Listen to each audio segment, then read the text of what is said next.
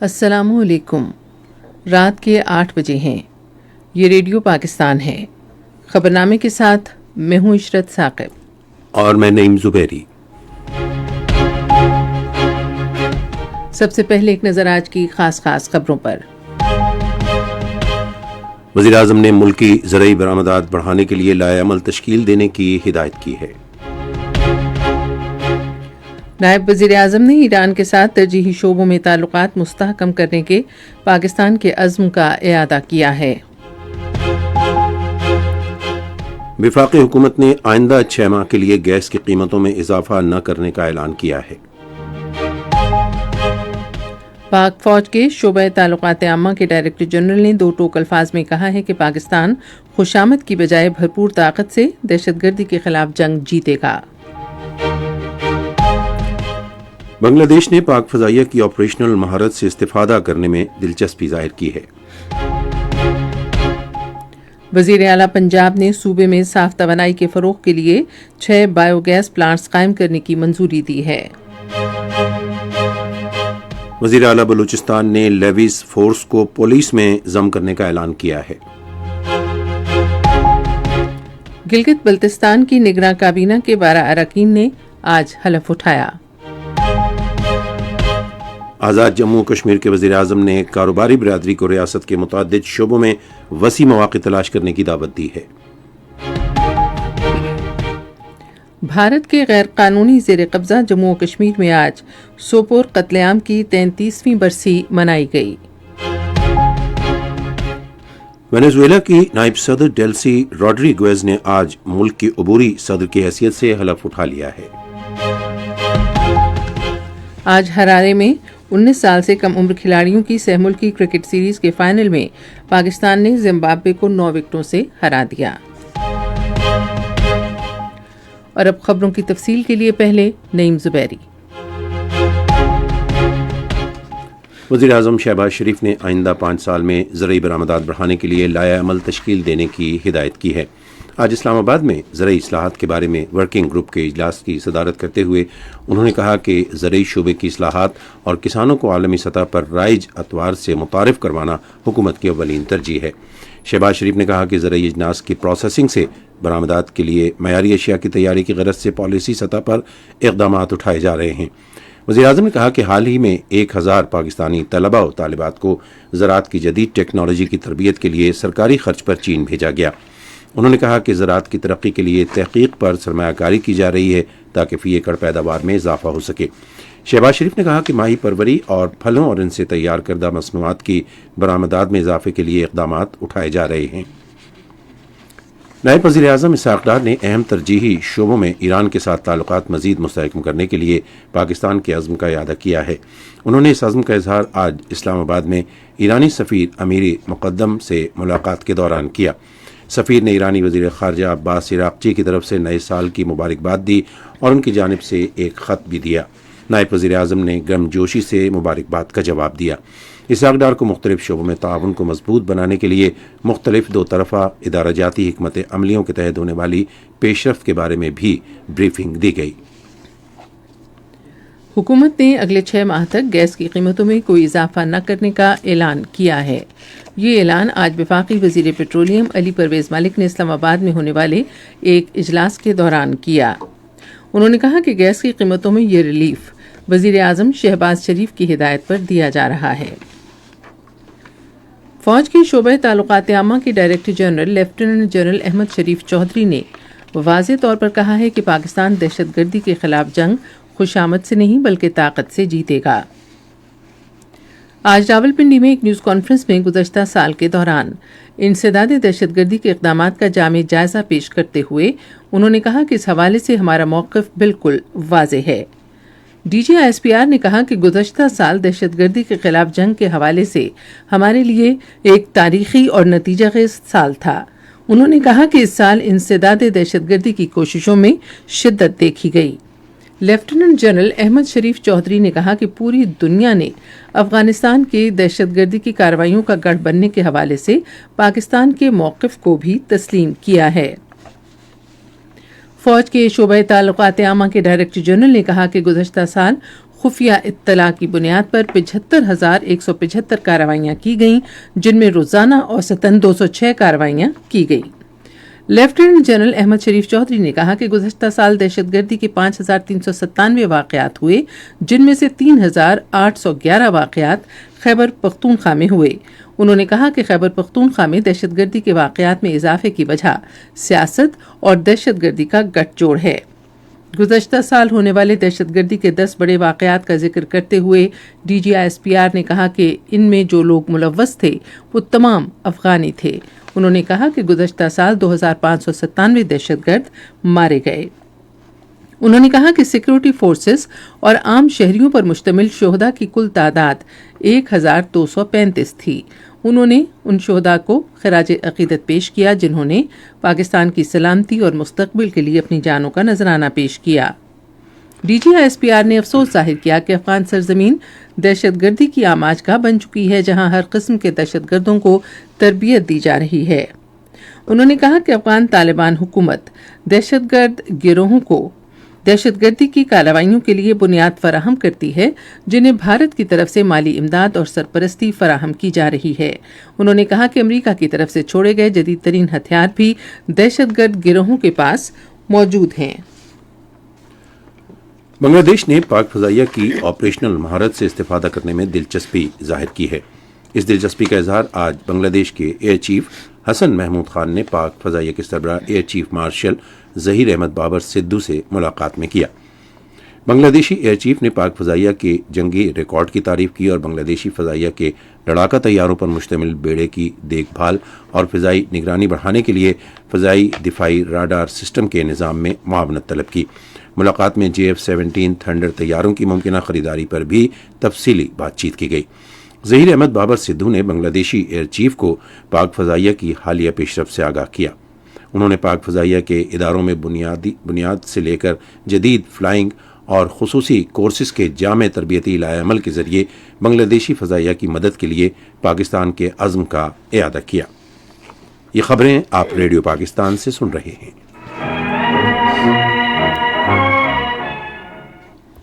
منصوبہ بندی کے وزیر احسن اقبال نے ملک میں قیمتوں میں استحکام اور غذائی تحفظ یقینی بنانے کے لیے حکومت کی اعداد و شمار پر مبنی پالیسی اور ڈھانچہ جاتی اصلاحات کے عزم کا اعادہ کیا۔ وہ آج اسلام آباد میں نیشنل پرائس مانیٹرنگ کمیٹی کے ایک اجلاس کی صدارت کر رہے تھے۔ وزیر منصوبہ بندی نے پولٹری، ڈیری اور جوس کی مصنوعات کے بارے میں ورکنگ پیپرز تیار کرنے کی ہدایت کی، جن کا مقصد تیار مصنوعات اور برآمدات کو فروغ دینا ہے۔ احسن اقبال نے برآمدات پر انحصار کم کرنے اور غیر ملکی زر مبادلہ کو محفوظ بنانے کے لیے ورکنگ پیپرز پر زور دیا۔ اسلام آباد میں آج گندم کی قومی نگراں کمیٹی کا تیسرا اجلاس ہوا، جس میں صوبوں اور ریجنز میں عبوری قومی گندم پالیسی پر عمل درآمد کے لیے صوبائی عمل درآمد یونٹس کے قیام پر پیش رفت کا جائزہ لیا گیا۔ قومی تحفظ خوراک اور تحقیق کے وزیر رانا تنویر حسین نے اجلاس کی صدارت کی۔ کمیٹی کو بتایا گیا کہ تمام صوبوں اور ریجنز نے اپنے صوبائی عمل درآمد یونٹس کامیابی سے قائم کر دیے ہیں تاکہ عبوری قومی گندم پالیسی پر عمل درآمد کرتے ہوئے ملک بھر میں اس کا مربوط اور مؤثر نفاذ یقینی بنایا جا سکے۔ اس موقع پر خطاب کرتے ہوئے رانا تنویر حسین نے کہا کہ قومی گندم پالیسی کا مقصد کسانوں کے لیے گندم کی قیمتوں کو مستحکم کرنا اور انہیں منڈی کی غیر یقینی صورتحال سے بچانا ہے۔ انہوں نے یقین ظاہر کیا کہ گندم کی قومی پالیسی کا مؤثر نفاذ گندم کی متوازن اور پائیدار منڈی کے قیام میں مددگار ثابت ہوگا، جس سے کسانوں، صارفین اور قومی معیشت کو فائدہ ہوگا۔ مواصلات کے وزیر عبدالعلیم خان نے موٹر ویز خصوصاً مسافروں کی آرام گاہوں کو بہتر بنانے سے متعلق مسائل حل کرنے کی ہدایت کی ہے۔ انہوں نے یہ ہدایات لاہور اسلام آباد موٹر وے کے دورے کے دوران نیشنل ہائی وے اتھارٹی اور فرنٹیئر ورکس آرگنائزیشن کے افسران سے گفتگو کرتے ہوئے جاری کی۔ انہوں نے واضح کیا کہ M2 موٹر وے پر باقی آرام گاہوں کی عصر حاضر کے معیار کے مطابق توسیع اور تزئین و آرائش کر کے انہیں جدید بنایا جائے گا۔ وزیر صحت سید مصطفیٰ کمال نے ٹیلی میڈیسن نظام کو شعبہ صحت میں خاموش انقلاب قرار دیا ہے۔ وہ آج گوکینا گاؤں اسلام آباد میں وفاقی بنیادی صحت کے مراکز سے منسلک ٹیلی میڈیسن سسٹم کی افتتاحی تقریب سے خطاب کر رہے تھے۔ وفاقی وزیر نے کہا کہ ٹیلی میڈیسن نظام روایتی بنیادی صحت کے نظام کے مؤثر متبادل کے طور پر کام کرے گا۔ مصطفیٰ کمال نے کہا کہ اس نظام کے ذریعے ڈیجیٹل طریقے سے صحت کی سہولیات فراہم کی جائیں گی اور اس سے ہسپتالوں پر بوجھ میں کمی آئے گی۔ انہوں نے کہا کہ بڑے ہسپتالوں میں جانے والے 70% مریضوں کا بنیادی صحت مراکز میں علاج ہونا چاہیے۔ انہوں نے کہا کہ اسلام آباد کی 6 اور کراچی کے 4 مقامات پر ٹیلی میڈیسن نظام قائم کیا جا رہا ہے۔ سیاسی امور کے بارے میں وزیر اعظم کے مشیر رانا ثناء اللہ نے تحریک انصاف سے مطالبہ کیا ہے کہ وہ اپنا ریاست مخالف موقف ترک کر کے مسائل کو بات چیت سے حل کرے۔ انہوں نے ایک نجی نیوز چینل سے گفتگو میں خبردار کیا کہ ریاست کے ساتھ مسلسل محاذ آرائی سیاسی خطرات کو ہوا دیتی ہے اور عوام کے اعتماد کو کمزور کرتی ہے۔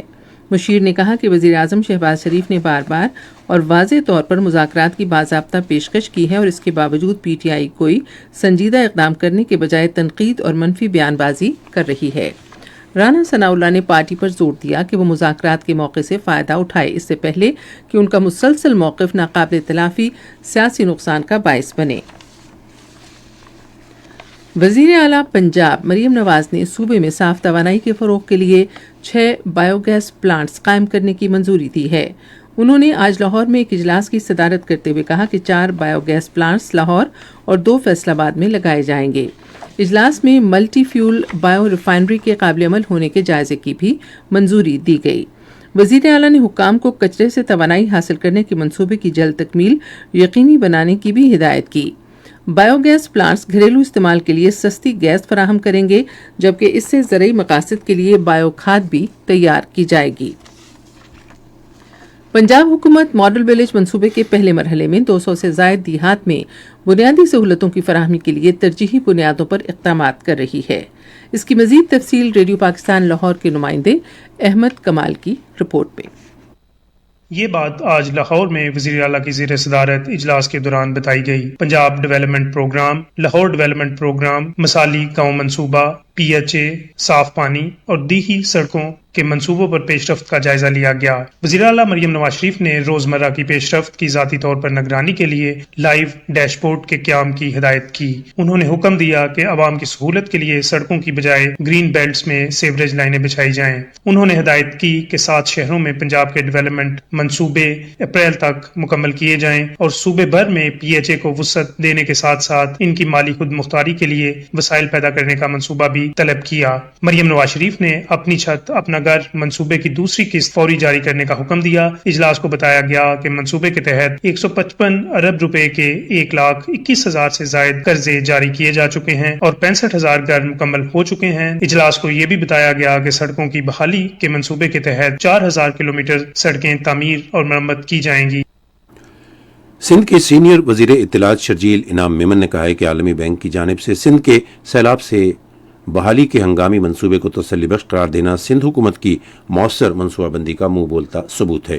ایک بیان میں انہوں نے کہا کہ منصوبے پر پیش رفت کے حوالے سے عالمی بینک کا تسلی بخش جائزہ اس امر کی تصدیق ہے کہ صوبائی حکومت درست سمت میں گامزن ہے۔ انہوں نے کہا کہ صوبے میں اہم بنیادی ڈھانچے کی بحالی سے 72 لاکھ افراد مستفید ہوئے ہیں۔ انہوں نے کہا کہ اس منصوبے کے نتیجے میں متاثرہ علاقوں میں بنیادی سہولیات بحال ہوئیں اور یہ معاشی اور سماجی استحکام میں اہم کردار ادا کر رہا ہے۔ اعتزاز حسن شہید کی آج 12ویں برسی منائی گئی، جنہوں نے ہنگو میں اپنے اسکول میں خودکش حملہ آور کو داخل ہونے سے روکنے کی کوشش میں اپنی جان کا نذرانہ پیش کیا تھا۔ 2014 میں آج کے دن دہشت گردی کے حملے کو ناکام بناتے ہوئے سینکڑوں جانیں بچا کر وہ قومی ہیرو بن گئے۔ اعتزاز حسن نے خودکش حملہ آور کو اسکول میں داخل ہونے سے روکنے کے لیے اسے مرکزی دروازے پر ہی دبوچ لیا تھا۔ اعتزاز حسن کو ان کی بہادری پر بعد از شہادت ستارہ شجاعت سے نوازا گیا۔ بلوچستان کے وزیر اعلیٰ میر سرفراز بگٹی نے ریاست کے خلاف بے بنیاد اور گمراہ کن پروپیگنڈے کے خلاف مؤثر حکمت عملی کی ضرورت پر زور دیا ہے۔ وہ آج کوئٹہ میں پرتشدد انتہا پسندی کے خاتمے کے بارے میں بلوچستان کے سینٹر آف ایکسیلنس کے بورڈ آف گورننس کے اجلاس کی صدارت کر رہے تھے۔ سرفراز بگٹی نے معاشرے کے تمام طبقات خصوصاً نوجوانوں کو اصل حقائق سے آگاہ کرنے کے لیے رہنمائی فراہم کرنے کی اہمیت کو اجاگر کیا۔ انہوں نے کہا کہ نوجوان نسل کو گمراہ کن اثرات سے محفوظ رکھنے کے لیے تعلیمی اداروں اور سوشل میڈیا کے ذریعے حقائق پر مبنی بیانیے کو فروغ دیا جائے۔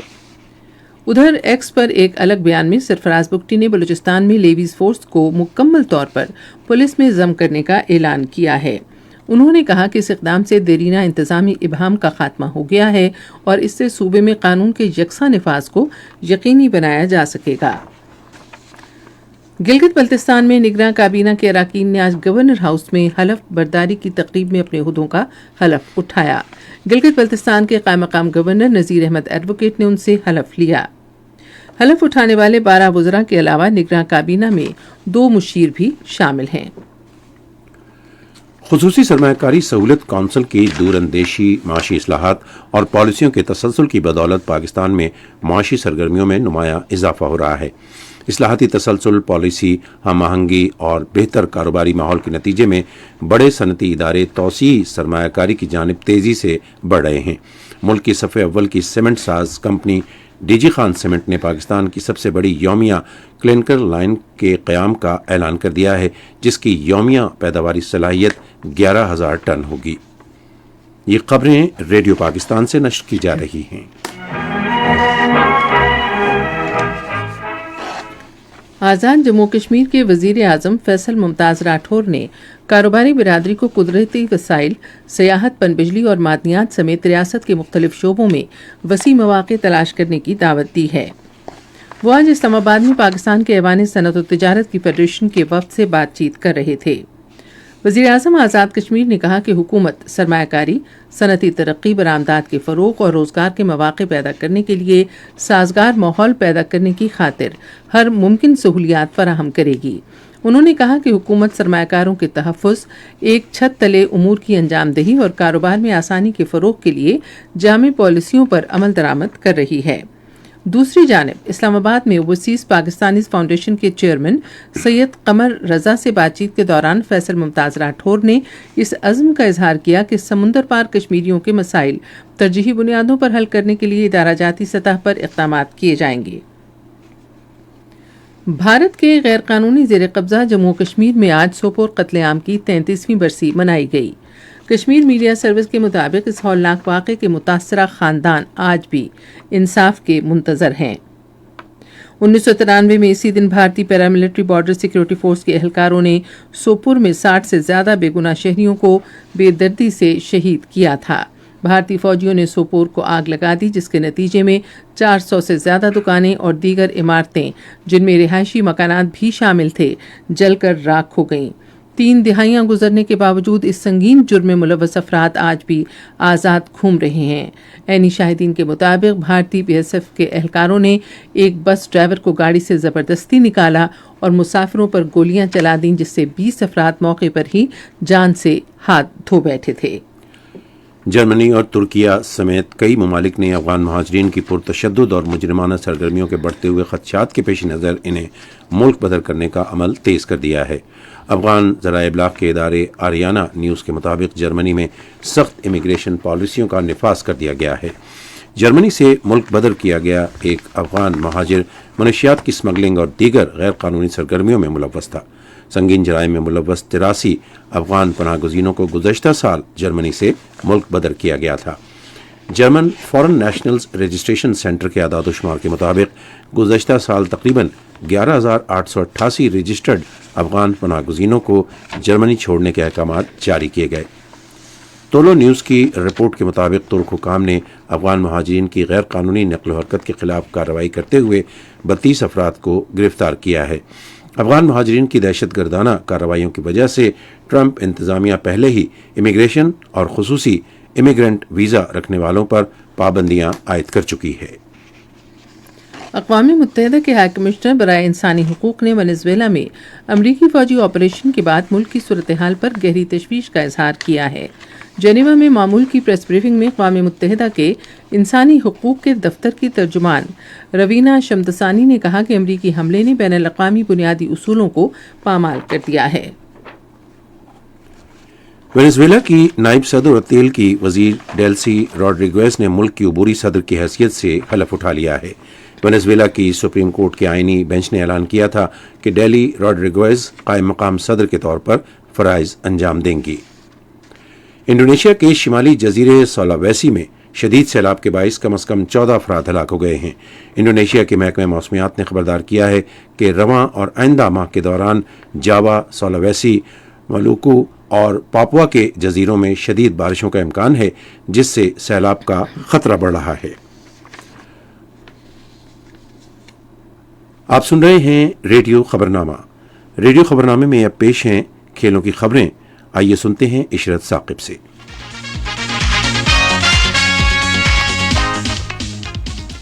آج ہرارے میں پاکستان کی 19 سال سے کم عمر کھلاڑیوں کی کرکٹ ٹیم نے زمبابوے کو 9 وکٹوں سے ہرا کر سہ ملکی سیریز کا ٹائٹل اپنے نام کر لیا۔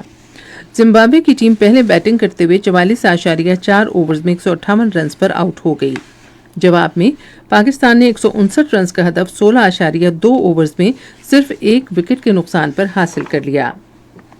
پاکستان کی T20 cricket team Sri Lanka کے خلاف 3 میچوں کی سیریز میں شرکت کے لیے کولمبو میں ہے۔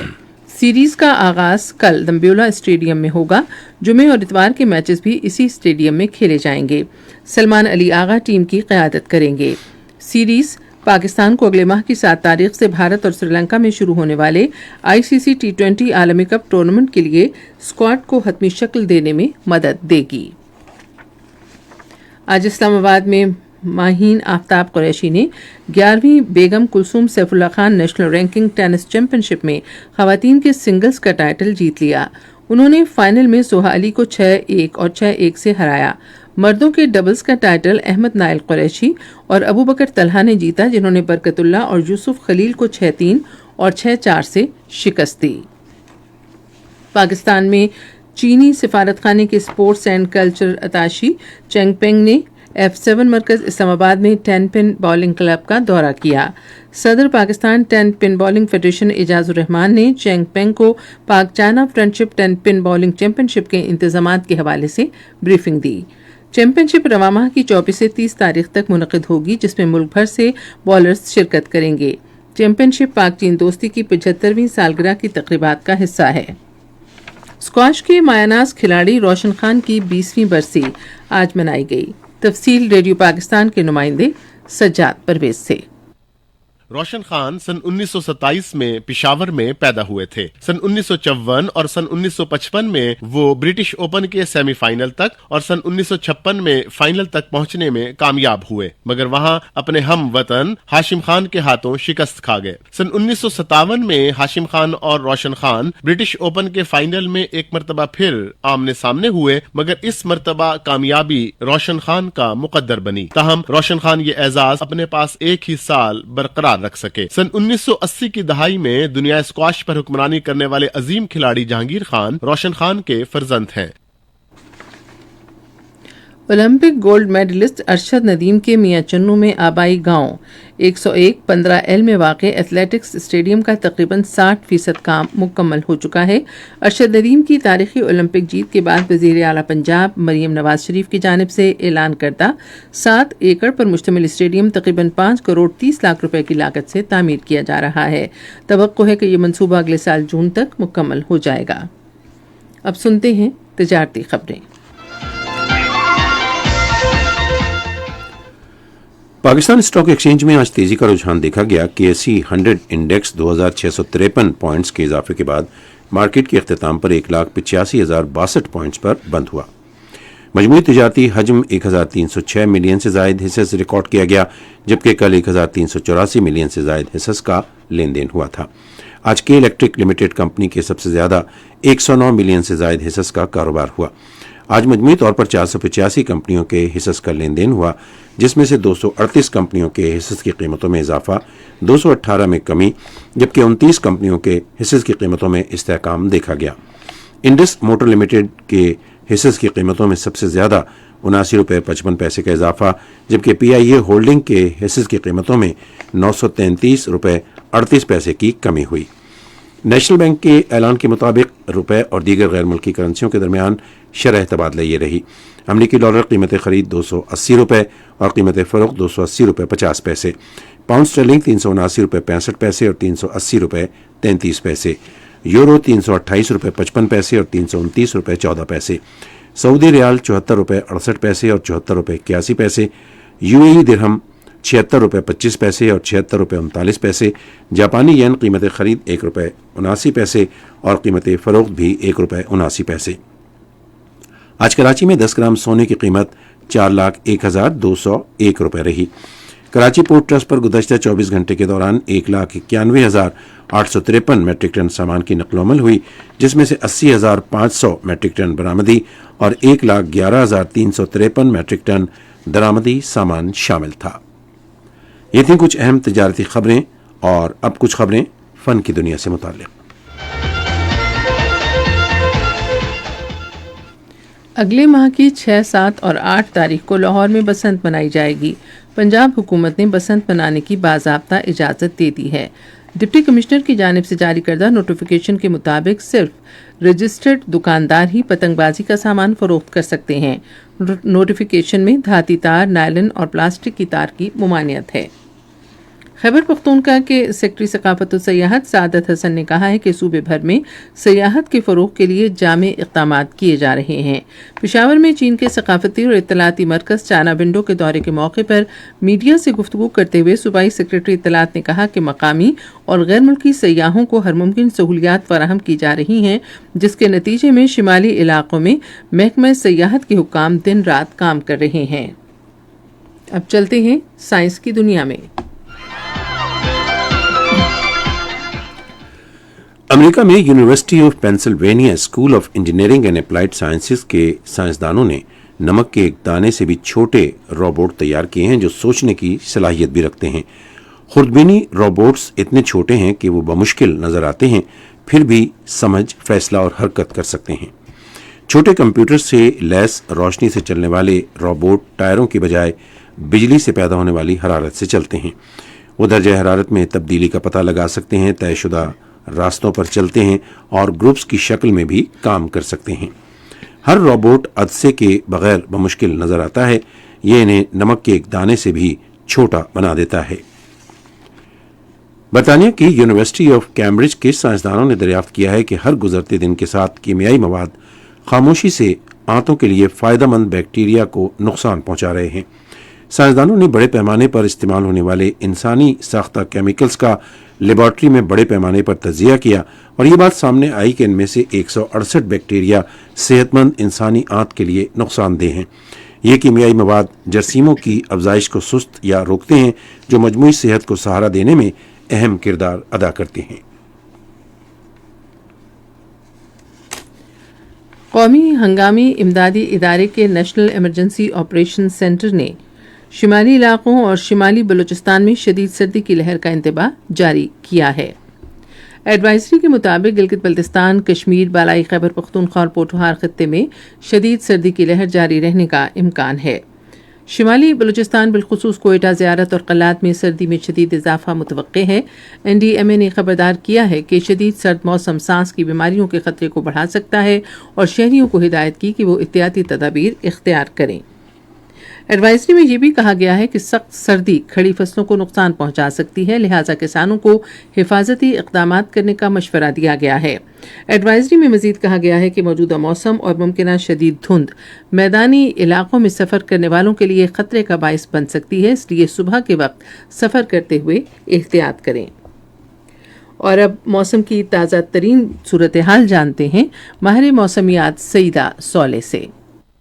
आइंदा 24 घंटों के दौरान मुल्क के बेशतर इलाकों में मौसम सर्द और खुश, जबकि पहाड़ी इलाकों में शदीद सर्द रहने का इम्कान है। पंजाब, बलाई सिंध और खैबर पख्तूनख्वा के मैदानी इलाकों में धुंध छाई रहने की तवक्को है। गुज़श्ता 24 घंटों के दौरान मुल्क के बेशतर इलाकों में मौसम सर्द और खुश, जबकि बलाई इलाकों में शदीद सर्द और मतलब जुज़वी बरआलूद रहा। इस्लामाबाद, पंजाब, ज़ीरी खैबर पख्तूनख्वा और बलाई सिंध के बेशतर अजला में दरमियानी से शदीद धुंध छाई रही। कश्मीर, मरी और बलोचिस्तान के साली इलाकों में चंद मकामात पर हल्की बारिश हुई। इस दौरान मरी में हल्की बर्फबारी भी हुई। सबसे ज्यादा बारिश बलोचिस्तान में लसबेला से 5 मिलीमीटर, कश्मीर में रावलाकोट से 3 मिलीमीटर, पंजाब में मरी से 1 मिलीमीटर और मरी में आधा इंच बर्फबारी भी हुई। आज के रिकॉर्ड किए गए कम से कम दर्जा हरारत लैब -11, ज़ियारत -9, अस्तोर -8, कलात कलम -7, स्कर्दू -6, गुबस -5, हुंजा, मालम, जबा, पाड़ा, चिनार, क्वेटा और नतिया गली में -4 डिग्री सेंटीग्रेड रिकॉर्ड किया गया। दीगर अहम शहर जैसे कि इस्लामाबाद में 1, मरी में -1, लाहौर में 7, कराची में 13, पिशावर में 3, क्वेटा में -4, मुजफ्फराबाद में 4, गिलगित में -1 डिग्री सेंटीग्रेड कम से कम दर्जा हरारत रिकॉर्ड किया गया। अहम खबरों का खुलासा आखिर में एक बार फिर सुन लीजिए। वज़ीर-ए-आज़म ने मुल्की ज़रई बरामदात बढ़ाने के लिए लाएअमल तश्कील देने की हिदायत की है। वफाकी हुकूमत ने आइंदा 6 माह के लिए गैस की कीमतों में इजाफा न करने का ऐलान किया है। बांग्लादेश ने पाक फजाइया की ऑपरेशनल महारत से इस्तेफादा करने में दिलचस्पी जाहिर की है। गिलगित बल्तिस्तान की निगरान काबीना के 12 अरकान ने आज हलफ उठाया।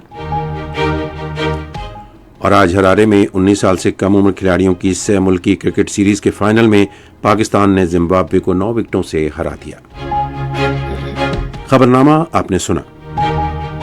पैनल इंजीनियर थे नवीद अकरम, सुपरवाइजर शोबा Urdu Hina Shahid, मुदीर home desk Musharraf रबाब, मुदीर foreign desk नूर हुसैन चंद, न्यूज प्रोड्यूसर सईद अहमद कुरैशी,